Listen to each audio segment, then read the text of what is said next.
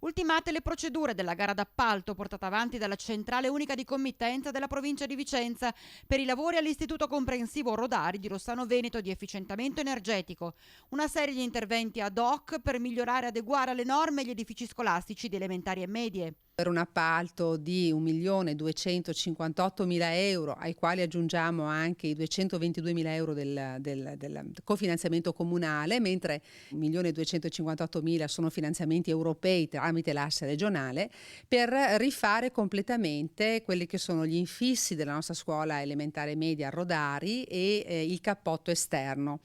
La gara è stata vinta con un ribasso d'asta del 26%, abbiamo incontrato le persone titolari della ditta appunto che ha vinto, che ci hanno detto che inizieranno i lavori presumibilmente i primi di settembre. Le opere si protrarranno per un anno lavorando a stralci in accordo con la scuola, nell'ottica ovviamente anche di un risparmio a livello economico. Assolutamente, l'ottica dell'efficientamento energetico, oltre a rispondere alle esigenze europee e ai programmi europei sul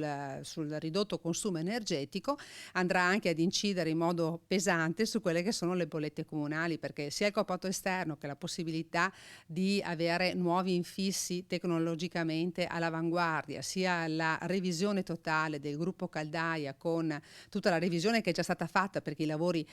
di questa prima parte erano iniziati già a dicembre, insomma consentirà alle casse comunali un congruo risparmio e ai ragazzi anche di vivere un ambiente più sereno e anche sicuramente normato in maniera corretta.